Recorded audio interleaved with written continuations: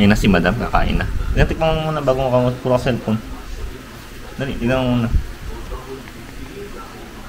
So na yung finish pala. Subukan mo muna. For the reaction video lang tayo. Hindi kita bibidyoan.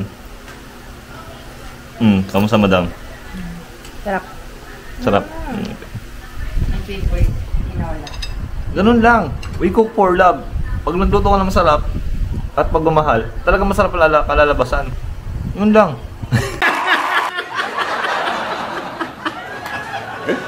Hi guys! So go to my YouTube vlog. For today's video, simple lang. Magluluto tayo ng tinalo o tinola. So ano pa hinihintay natin? Let's go! So yan, mag-umpisa tayo. Siyempre, umpisa ng apoy. Ayan ka lang.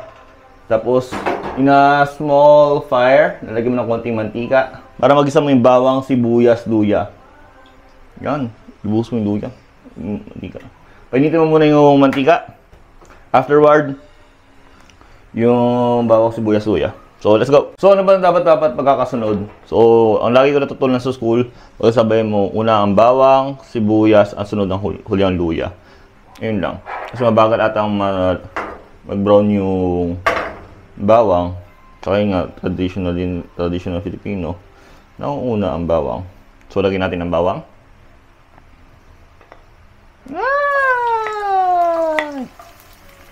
Mahina apoy lang tayo. Ayan. Sa slow cooking vlogs ko, puro tayo mahihinang apoy. Kasi nagtitipid tayo ng kuryente, ng apoy.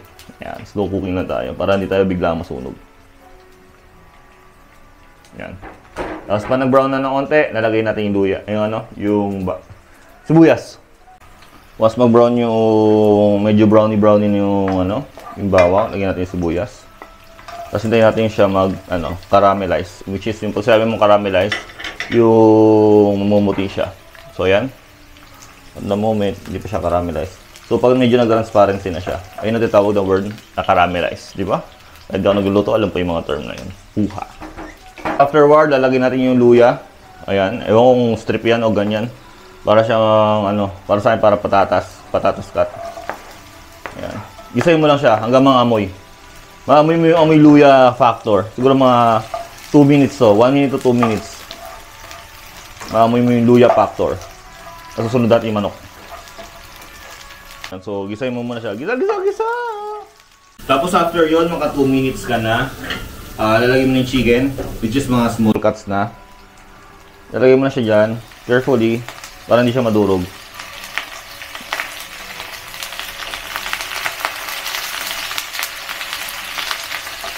Tapos hindi mo siya maging golden brown.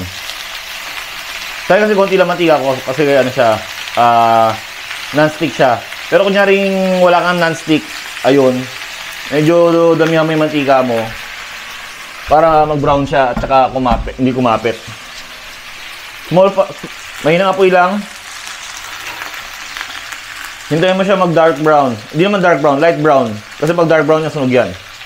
Yun, so abangan natin. Tapos ayun, time to time mo lang siya itataob. Nakikita mo naman siya kapag pwede naman siya taob, kapag yung mga dugo lumalabas na. That means nagliliking na. So that means pwede naman siya yung taob. Ayan.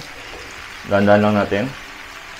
Kapag parehas mo na siya na itaob lahat, saka natin lang siya lalagyan ng tubig. Ayan. Mano, no? Dapat tinong na lang eh. Ayaw tong eh. Pinanindigan eh. Hindi tayo katigas ang ulo natin eh. Ayan, medyo hilaw pa yan. Ayan. Tapos mga 2 minutes ulit. Slow fire. Magkakatas naman yan eh. Kapag nakuha mo na yung gusto mo na kulay, kagaya ng kulay, ayan, dark brown. Lalagyan mo siya ng 4 cups of water para ilaga na natin siya. Hindi naman talagang tinalo. Kasi ang tinalo or tinola, isang soup-based chicken. So, pwede siyang ulam na may soup. Yung sabaw kasi, masarap higupin kapag muulan. Lalo nga yung muulan ngayon. So, wag lang tayo. Soup tayo.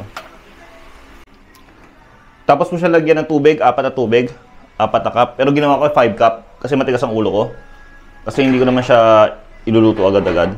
Lagyan mo siya ng chicken broth para maglasang manok. Kasi matabang yan pag di mo siya nilagyan. Parang lasang balyos yan. So, lagay ko 2. Para lasa. Slow cooking lang. Lagyan mo na siya doon. Tapos lagyan mo na siya ng salt, pepper. Tapos kung lalagyan mo ng magic sarap, nasa na yan. Pero ako, ano lang, Knorr cubes lang, sapat na. Knorr cubes baka naman, sponsoran mo ako. Kaya tinakot yung magic sarap.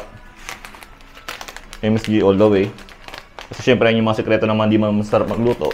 Pag di ka masarap magluto, mag-depende ka sa MSG.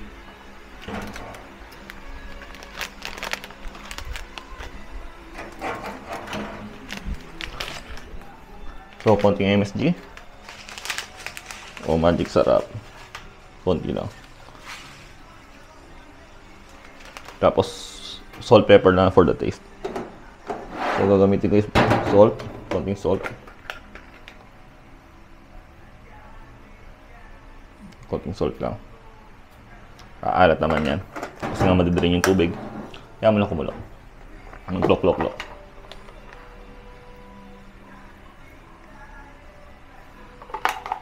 Let it boil. Siguro mga 10 minutes in a small fire. So, abangan na siya. Tignan mo yung tsura niya.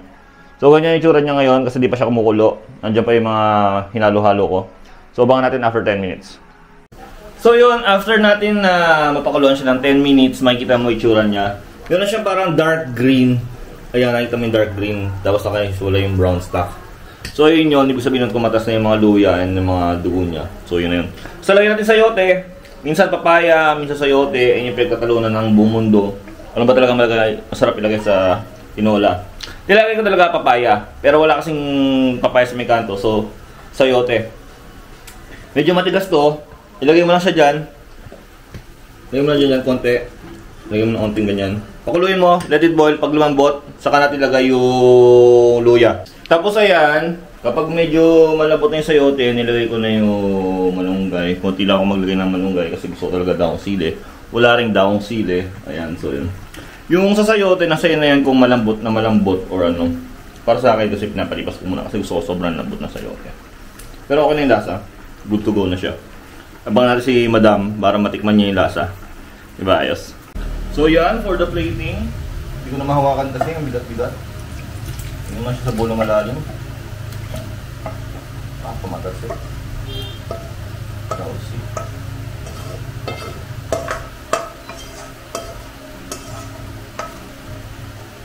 There you go. Your tinola. Alright. Ngayon na si Madam, kakain na. Tikman mo muna bago puro ka cellphone.